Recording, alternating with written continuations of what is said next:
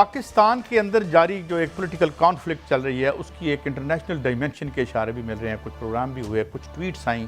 پہلے تو سنواتے ہیں آپ کو شہباز گل صاحب جو وہ کیا فرما رہے ہیں۔ ابھی تھوڑی دیر بعد آپ کو بتاتے ہیں ان کی ایک ٹویٹ بھی آئی ہے، عدم اعتماد انٹرنیشنلی سپانسرڈ پلان ہے، تحریک عدم اعتماد اپوزیشن عالمی طاقتیں لا رہی ہیں۔ اگر ان کا شارٹ چلوائیے گا شفقت صاحب کا اور ان دونوں کا شارٹ۔ جو اپوزیشن کی جماعتیں ہیں ان میں آپس میں اتفاق اور اتحاد جو ہے وہ کچھ بیرونی طاقتوں نے اس میں ایک رول پلے کیا ہے۔ ہم نے اپنے کئی ایم این ایز کو پروف دکھا دیے ہیں کہ پیسہ کہاں سے آیا ہے اور میڈیا کے سامنے نہیں رکھ سکتے بدقسمتی سے، اور کون ان کو ٹیلی فونوں پہ اور کہاں سے کیا میسیجز آ رہے ہیں، کس امبیسڈر کو مل کے یہ کیا باتیں کر رہے ہیں۔ اچھا بڑی صاحب، یہ بات انہوں نے میلسی کا جلسہ تھا نا آخری؟ جی ہاں جی میلسی کے جلسے میں واشگاف انداز میں انہوں نے بات کی ہے عمران خان صاحب نے بھی۔ دیکھیں قائد صاحب، یہ بڑی تشویشناک صورتحال ہے اور لمحہ فکریہ ہے پاکستان پہ، جو محترم شہباز گل ہمارے بھائی نے کہا، انہوں نے کہا باہر سے پیسے آ رہے ہیں تو انہیں چاہیے اس کی ڈیٹیل بتانا۔ کیا دیکھنا یہ ہے کہ اگر یہ واقعی ہی عدم اعتماد کے پیچھے بیرونی طاقتیں ہیں تو بڑے دکھ کی بات ہے ہمارے سیاستدانوں اور ہمارے حکمرانوں کے لیے بھی۔ کیا یہ پہلی دفعہ انٹرنیشنل طاقتیں انٹرفیئرنس کر رہی ہیں؟ غالباً نواز شریف جب باہر گئے تھے تو سنا تھا کہ سعودی عرب نے کوئی ڈیل کی تھی، سنا تھا جب مشرف صاحب کی ڈیل کوئی دبئی میں ہوئی تھی بے نظیر صاحبہ سے۔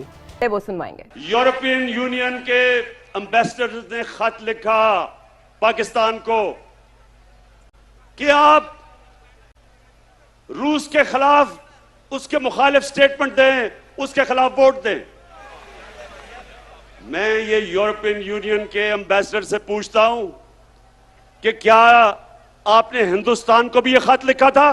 کیا آپ میں سے کسی نے ہندوستان سے کوئی رابطہ توڑا، کوئی ان کی تنقید کی، کوئی تجارت بند کی؟ تو ہم آپ کے سامنے کیا ہیں؟ کیا ہم کوئی غلام ہیں کہ جو آپ کہیں گے ہم کر لیں؟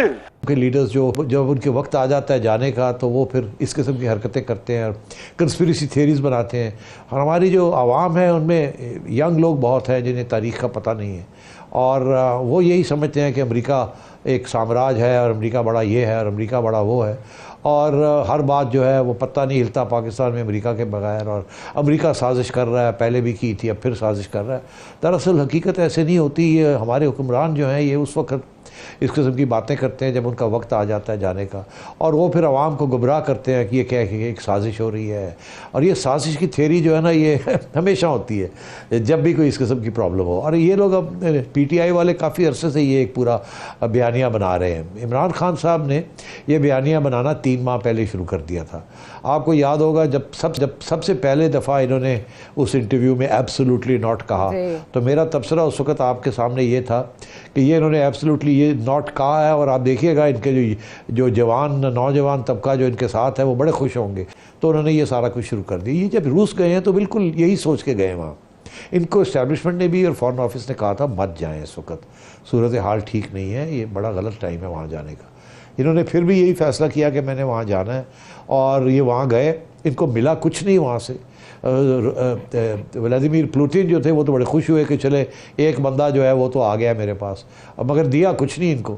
اس کے باوجود یہ واپس آ کے انہوں نے بڑے لمبے چوڑے چھکے چوکے مارنے شروع کر دیے کہ ہمیں گیس ملے گی اور ہمیں گندم ملے گی وہاں سے، حالانکہ ایسی کوئی معاہدہ نہیں ہوا، بالکل سراسر جھوٹ تھا، اور یہ اس قسم کی باتیں شروع کر دی، جس کی وجہ سے پھر یورپین یونین اور امریکہ کو تکلیف ہونی شروع ہو گئی۔ انہوں نے کہا شاید یہ تو اب بالکل گود میں جا کے بیٹھ گئے ہیں، تو انہوں نے پھر تھوڑی بہت جب تنقید کی تو انہوں نے وہ استعمال کر کے اب یہ ایک کنسپیریسی تھیوری کا حوالہ دینا شروع کر دیا ہے۔